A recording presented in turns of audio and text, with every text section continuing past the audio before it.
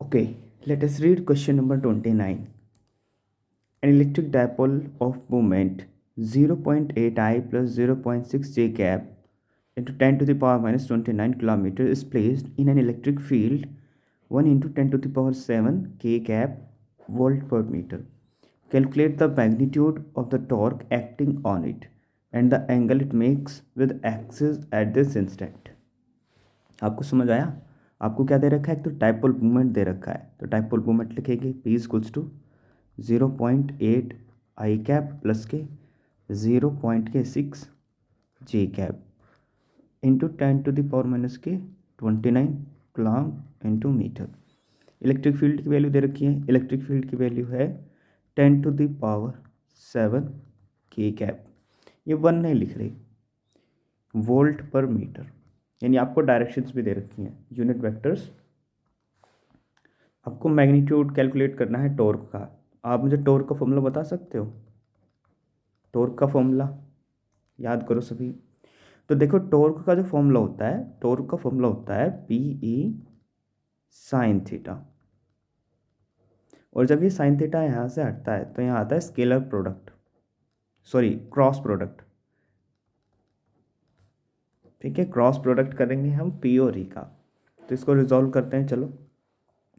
तो torque is equals to 0.8 I cap plus के 0.6 J cap cross, cross नहीं, पहले 10 की पावर माइनस 29 तो लिख लें। 10 की पावर माइनस के 29 क्रॉस 10 की पावर 7 के कैप। समझे आप? क्रॉस प्रोडक्ट की एक बेसिक सी आप रूल समझ लीजिए कि अगर आई कैप के मल्टीप्लाई के कैप में होती है, यानी आई क्रॉस के होता है, तो आपको मिलेगा माइनस के जे कैप। अगर आपको जे क्रॉस के करना पड़े तो आपको मिलेगा आई कैप। ठीक है, तो बस यही करेंगे। अब एक बात बताओ, के कैप की मल्टीप्लाई होने वाली है आई कैप में, के कैप की मल्टीप्लाई आई कैप में होगी, तो मल्टीप्लाई करते हैं। के कैप की मल्टीप्लाई होगी अंदर, तो कितना आएगा टॉर्क आपका? Torque is equals to 0.8 I cap into 10 to the power minus के 29 इंटू 10 टू द पावर 7 के कैप प्लस 0.6 आई में मल्टीप्लाई करेंगे तो 0.6 जे कैप मल्टीप्लाई बाई 10 की पावर माइनस के 29 मल्टीप्लाई बाई 10 की पावर 7 के कैप। अभी अभी आपको बताया था जे की क्रॉस के में होगा तो आपको आई मिलेगा, अगर आई क्रॉस के होगा तो आपको माइनस के जी मिलेगा। जिसको रिजॉल्व करते हैं, देखो 10 की पावर माइनस 29, 10 की पावर 7, तो 10 की पावर माइनस की 22, आई क्रॉस के होगा माइनस के जे, तो ये बनेगा यहाँ पर जी कैप। एक सेकेंड, यहाँ देखते हैं। टॉर्क इज इक्वल्स टू वही बात, 10 की power minus 29 into 10 to the power 7, तो कितना बनेगा 0.8 मल्टीप्लाई बाई 10 की पावर माइनस के 22, और आई क्रॉस के मिलेगा आपको माइनस के जे कैप। तो यहाँ माइनस लगा लेते हैं छोटा सा, यहाँ माइनस के, और कितना बचता है माइनस के जे कैप। ठीक बात, प्लस 10 की power minus 29 into 10 to the power positive के 7, तो 0.6 मल्टीप्लाई 10 की पावर माइनस के 22। जे क्रॉस के क्या होता है? आई कैप होगा, तो यहाँ आई कैप लिखेंगे। तो ये कैसे बनेगा? टॉर्क का फॉर्म, टॉर्क क्या बनेगा भैया? ये तो कैसे फ्लिप कर देंगे, तो 10 की पावर माइनस 22 कॉमन भी ले लेंगे। नहीं समझे आप? 10 की पावर माइनस 2 कॉमन भी ले लेंगे। जैसे ही आप कॉमन लोगे तो आपके पास वैल्यूज़ क्या आएंगी? 10 की पावर माइनस की 22, 0.6 आई कैप माइनस के 0.8 जे कैप। समझे नहीं समझे आप? अब आपने सिर्फ मैग्नीट्यूड कैलकुलेट करना है। देखो मैग्नीट्यूड कैसे कैलकुलेट करते हैं?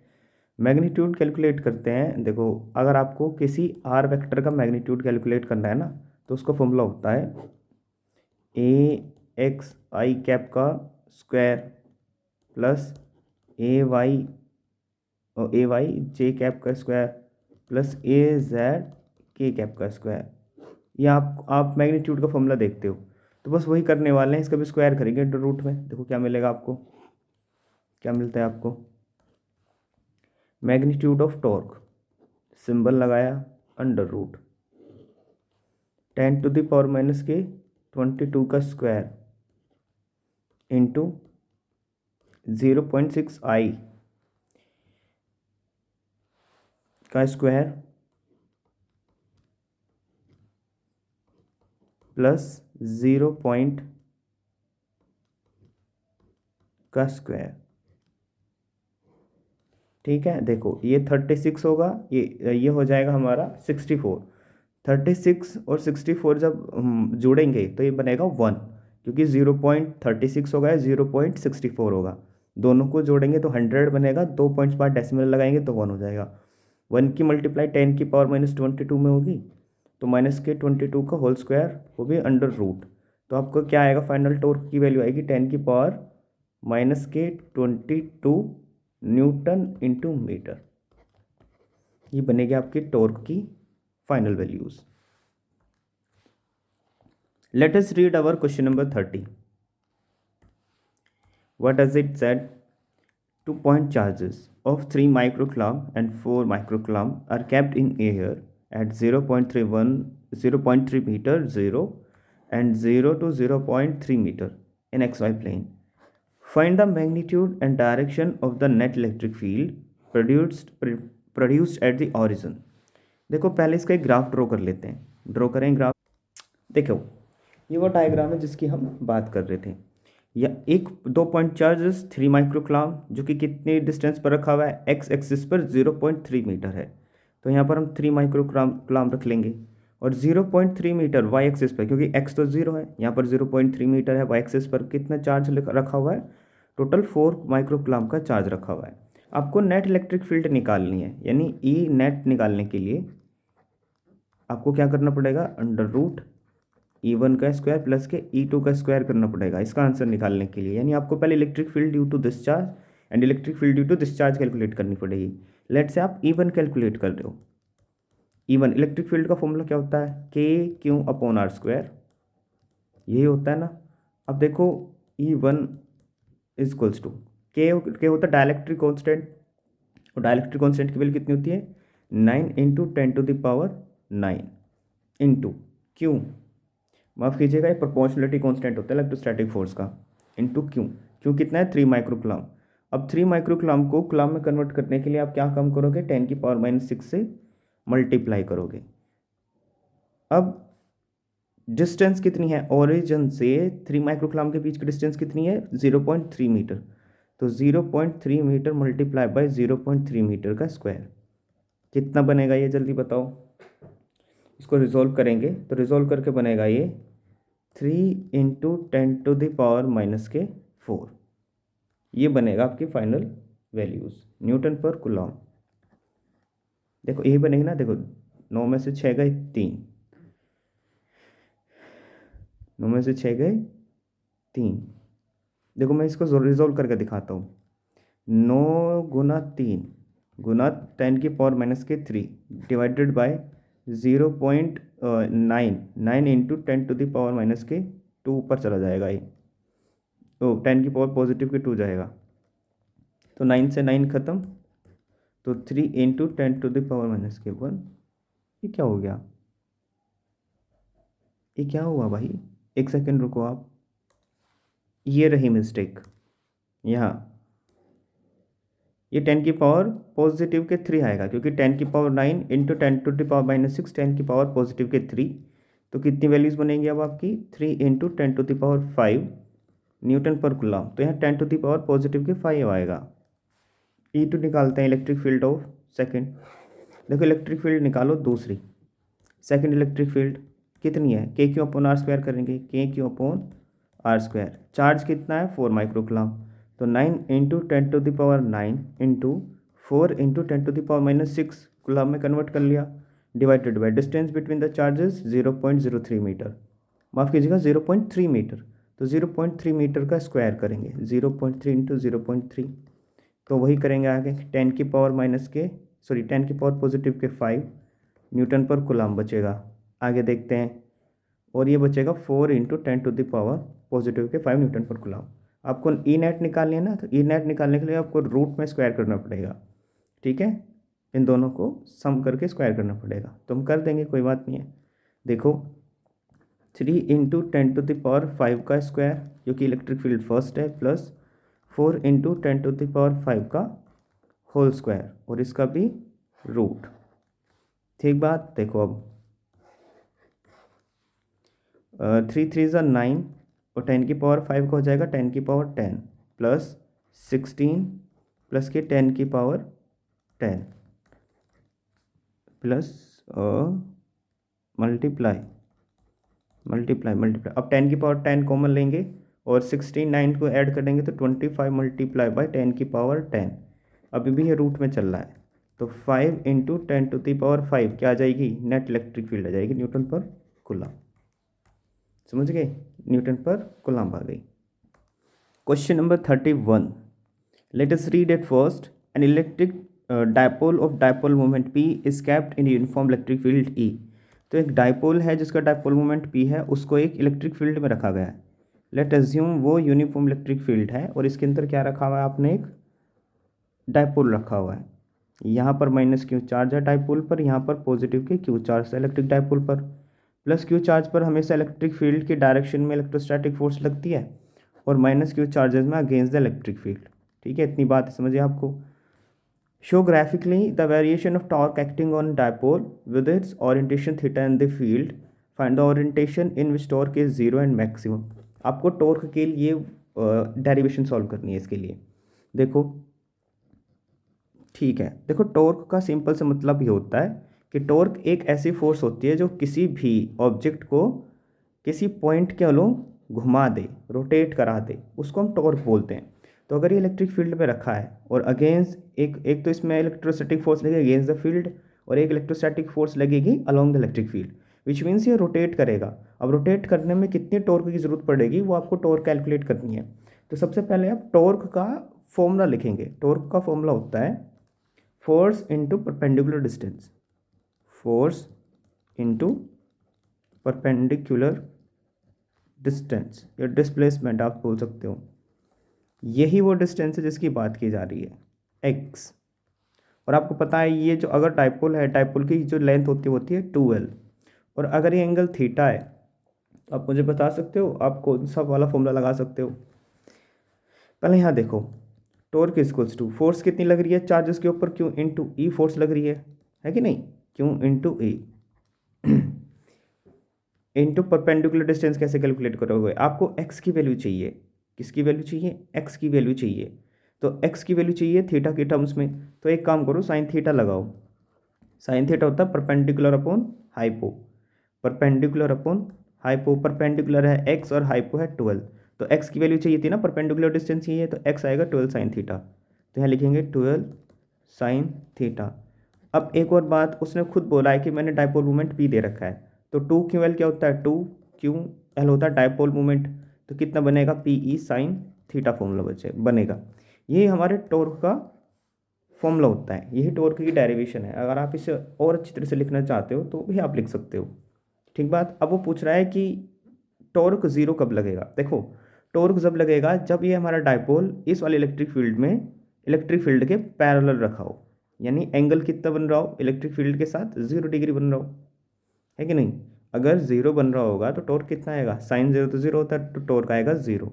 तो ये होता है टॉर्क 0 की केस, जब थीटा कितना हो 0 डिग्री, या ऐसे बोलो टॉर्क इलेक्ट्रिक फील्ड में पैरेलल रखा हो। लेकिन अगर इलेक्ट्रिक फील्ड के अंदर जो हमारा एक सेकेंड रुकिएगा, हाँ, अगर हमारा डायपोल कुछ इस तरीके से रखा हो तो एंगल कितना बनेगा, जल्दी बताओ। एंगल बनेगा 90 डिग्री। तो यहाँ मैक्सिमम टॉर्क की बात होगी, जो टॉर्क होगा मैक्सिमम अगर हमारा इलेक्ट्रिक डायपोल का एंगल इलेक्ट्रिक फील्ड के साथ 90 डिग्री बनता है, थीटा इज टू 90 डिग्री, तो टॉर्क आएगा P × E, क्योंकि साइन थीटा की वैल्यू होती है 1। चलिए नेक्स्ट क्वेश्चन, समझ आया आपको, यही इसका सॉल्यूशन है। क्वेश्चन नंबर 32 रीड करें। Derive the expression for the torque acting on an electric dipole when it is held in a uniform electric field identify the orientation of the dipole in the electric field in which it attains stable equilibrium. देखो same question है जैसे 31 था, same question है। Electric dipole moment की आपको derivation देनी है। चलिए नेक्स्ट क्वेश्चन चलते हैं 33। Okay read 33। 2 point charges having equal charges separated by 1 meter distance experience a 8 force of 8 Newton. What will be the force experienced by them if they are held in a water at same distance where dielectric constant is equals to 80? Okay एक बात बताओ, 2 point charges हैं, let's say ये वो 2 point charges जिनके बारे में बात हो रही है। ये कितनी दूर रखे हैं एयर में, 1 मीटर दूर रखे हुए हैं और इनके बीच में लेट्स से दोनों पॉजिटिव चार्ज हैं, तो इनके ऊपर लगेगी इलेक्ट्रोस्टैटिक रिपल्सिव फोर्स और फोर्स कितनी दे रखी है प्लस के 8 न्यूटन। ये देखो एक बात है, अगर आपको फोर्स दी होती नेगेटिव तो इसका मतलब हो रहा है अट्रैक्शन, अगर आपको फोर्स दी गई है पॉजिटिव विच मीन्स इसका मतलब हुआ है रिपल्शन, इसलिए हमने रिपल्सिव फोर्स ली है। तो प्लस 8 न्यूटन की रिपल्सिव फोर्स एयर के अंदर, ठीक है। तो आप इलेक्ट्रोस्टैटिक फोर्स बोल सकते हो, तो बोलेंगे F naught is equals to 1/4 pi epsilon naught into let's say ये Q1 Q2 कर लेते हैं। यहाँ पर Q1 चार्ज कंसिडर कर लो, यहाँ पर Q2 चार्ज कंसिडर कर लो, तो कितना बनेगा Q1 Q2 upon are square. Are तो 1 है, आर तो 1 है ना, तो Q1 Q2 हो गया, ठीक है। अब मान के चलो आपने सेम चार्जेस सेम डिस्टेंस पर वाटर के अंदर रख दिए हैं, तो आपकी फोर्स कितनी बनेगी F W equals to 1/4 pi epsilon naught, माफ़ कीजिएगा एप्सिलॉन आएगा, बस एप्सिलॉन एम आ जाएगा, यानी मीडियम चेंज कर दिया ना, into Q1 Q2 upon are square, ठीक बात। अब एक काम करो, इसको इक्वेशन नंबर 1 लेट कर लो, इसको इक्वेशन नंबर 2 लेट कर लो, और इक्वेशन नंबर 1 को इक्वेशन नंबर 2 से डिवाइड कर दो। नहीं समझे आप, इक्वेशन नंबर 1 को इक्वेशन नंबर 2 से जब डिवाइड करोगे तो आपकी क्या वैल्यूज़ बनेंगी, एफ नोड यानी electrostatic force in air divided by, इसको मीडियम कर लो, चलो वाटर नहीं मीडियम कर लो, electrostatic force in medium, it will give Q1 Q2 upon 4 pi epsilon naught divided Q1 Q2 upon 4 pi epsilon naught, epsilon M. तो इससे ये वैल्यूज़ खत्म, 4 पाई से 4 पाई खत्म, तो आपकी वैल्यू क्या बनेगी 1/एप्सिलॉन नोड डिवाइडेड बाय 1/एप्सिलॉन एम। तो ये ऐसे मतलब ऊपर नीचे मल्टीप्लाई होंगे, तो कितना बनेगा epsilon M divided by epsilon naught. तो अब आपकी फोर्स कितनी दे रखी थी एयर के अंदर 8 न्यूटन, ठीक बात, upon force in medium is equals to.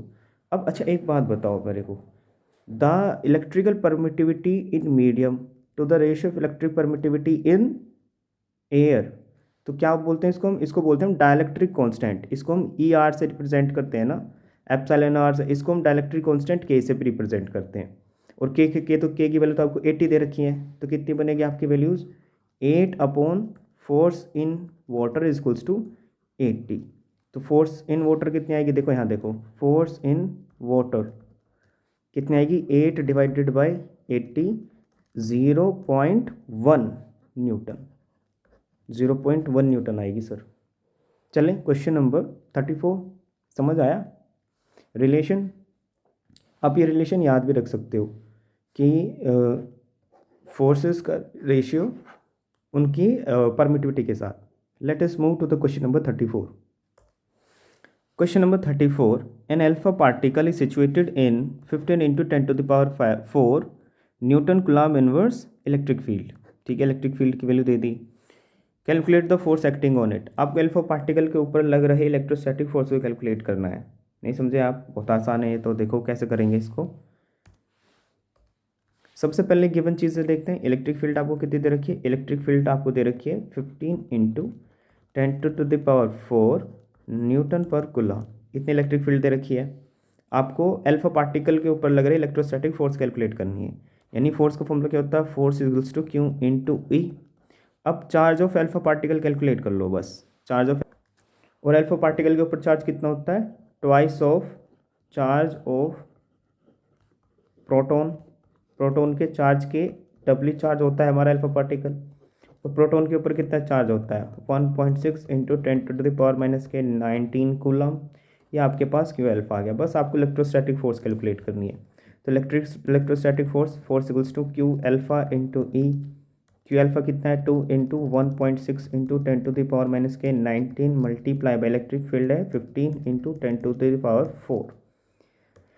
16 2 ज़ा 32 multiply by 15 into 10⁻⁻⁻15। Electrostatic force है तो न्यूटन आएगा। 15 2 ज़ा 30, 15 3 ज़ा 45, 45 3 48 इंटू 10⁻⁻15। इसमें ऊपर नीचे 10 से मल्टीप्लाई कर लो। ऐसा क्यों कर रहे हैं देखो, 10⁻⁻15 में जाएगा तो 10⁻⁻14 और 10 की पावर ये 10 नीचे है तो ये कितना बन जाएगा 4.8 न्यूटन। ये आएगा अल्फा पार्टिकल के ऊपर इलेक्ट्रोस्टैटिक फोर्स। समझ आया आपको? ये हमारा इस क्वेश्चन का फाइनल आंसर है। Let us move to question number 35। Okay, read question number 35। Draw the pattern of electric field lines when a point charge -q is kept near an uncharged conducting plate. एक conducting plate draw करेंगे पहले। This is the uncharged conducting plate, ठीक है, which means it could be neutral. ये uncharged है तो हम बोलेंगे कि न्यूट्रल है, ठीक बात। और एक -q चार्ज इसके पास रखा हुआ है तो -q चार्ज यहाँ रखेंगे।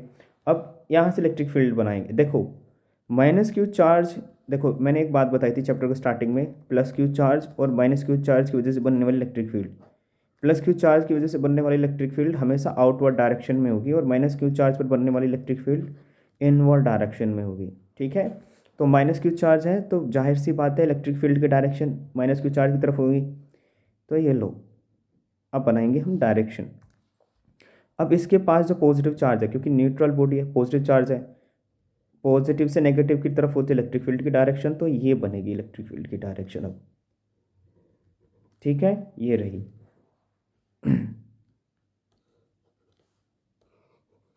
कुछ इस तरीके से चलें। 36। Okay, read question number 36। Draw a pattern of electric field lines due to two positive charge placed a distance d apart. दो चार्जेस हैं +k q और +k q, पॉजिटिव चार्जेस हैं, इनके बीच की सेपरेशन डिस्टेंस कितनी है स्मॉल d, कितनी है स्मॉल d है, ठीक है। लेट्स से स्मॉल d इनकी सेपरेशन डिस्टेंस है और इन दोनों की चार्जेस की वजह से बनने वाली इलेक्ट्रिक फील्ड ड्रॉ करनी है। देखो +q चार्ज की वजह से जो इलेक्ट्रिक फील्ड बनती है वो हमेशा आउटवर्ड डायरेक्शन में बनती है, तो इलेक्ट्रिक फील्ड कैसे बनेगी +q चार्ज की वजह से। अब क्योंकि दोनों चार्जेस पॉजिटिव हैं तो इन दोनों में क्या होगा रिपल्शन होगा, दोनों में क्या होगा रिपल्शन होगा भाई, रिपल्शन। तो रिपल्सिव इलेक्ट्रिक फील्ड्स आ गई, इस तरीके से बनेंगी। ये रही इलेक्ट्रिक फील्ड। चलें question number 37। Okay, draw the pattern of electric field lines due to an electric dipole. सबसे पहले आपको इलेक्ट्रिक डायपोल ड्रॉ करना पड़ेगा -q +k q, ठीक है। इसके बीच की सेपरेशन डिस्टेंस तो आपको पता है 2r होती है, तो इससे बनने वाली इलेक्ट्रिक फील्ड ड्रॉ करें। देखो -q चार्ज की तरफ इलेक्ट्रिक फील्ड आएगी और +q चार्ज से बाहर की इलेक्ट्रिक फील्ड निकलेगी, तो कैसे बनेगी देखो, ये कुछ इस तरीके से इलेक्ट्रिक फील्ड्स बनेंगी, कुछ इस तरीके से, कुछ इस तरीके से। अच्छा, या मतलब ठीक तरीके से डायग्राम बन नहीं पा रहा, लेकिन आप ध्यान रखिएगा इलेक्ट्रिक फील्ड की डायरेक्शन पॉजिटिव से नेगेटिव चार्ज की तरफ होती है, तो ऐसे ही आप ड्रॉ करोगे। चलें question number 38। Okay, question number 38। Why to electrostatic field lines do not form a closed loop. बताओ, चलो भाई ये होमवर्क के लिए रखो आप, इसका आप कमेंट्स में, वीडियो के कमेंट्स में आंसर बताओगे, ठीक है। Next question 39। Okay, read 39। Derive an expression for the electric field due to a dipole moment P at a point on its perpendicular bisector। अरे ये तो बहुत आसान है, कई बार करा दिया। एक डायपोल ड्रॉ करेंगे +k q ये हमारा इसका मिड पॉइंट होता है, ये डिस्टेंस l होती है, ये डिस्टेंस l होती है और ये टोटल डिस्टेंस होती है 2l। अब इसके ठीक परपेंडिकुलर बाइसेक्टर पर कोई p पॉइंट कंसिडर किया जाएगा, उस p पॉइंट पर आपको क्या कैलकुलेट करनी पड़ेगी, नेट इलेक्ट्रिक फील्ड कैलकुलेट करनी पड़ेगी, ठीक है। ये अगर +q चार्ज है तो इलेक्ट्रिक फील्ड की डायरेक्शन ये रहेगी -q, ये बनेगी माफ़ कीजिएगा रिजल्टेंट इलेक्ट्रिक फील्ड कितनी बनेगी +q चार्ज की वजह से e cos theta, negative charge की वजह से e cos थीटा, और नेट इलेक्ट्रिक फील्ड कितनी आएगी 2e cos थीटा आएगी, क्योंकि दोनों को जोड़ देंगे। नेट इलेक्ट्रिक फील्ड कितनी आएगी E1 + के E2, E1 भी कितनी है E cos थीटा, E2 भी कितनी है E cos थीटा, दोनों को जोड़ेंगे तो T cos थीटा आ जाएगी। फिर आपको बस सॉल्व करना है, आपको ये वाली वैल्यूज़ निकालनी पड़ेगी क्योंकि ये एक्स डिस्टेंस पर होगा, ये पी पॉइंट एक्स डिस्टेंस पर, ये एल है तो ये कितने बनेगी under root, sorry R distance है ना, under root R square plus के एल स्क्वायर, ये वाली डिस्टेंस भी आर स्क्वायर प्लस के एल स्क्वायर। आप अपने आप कीजिएगा, इसको भी 2 बार करा चुका हूँ, ठीक है। बाकी के जितने भी क्वेश्चंस हैं इस चैप्टर से रिलेटेड हम अपनी आने वाली वीडियोज़ में पढ़ेंगे। तब तक के लिए bye bye, tata, take care, जय हिंद, जय भारत।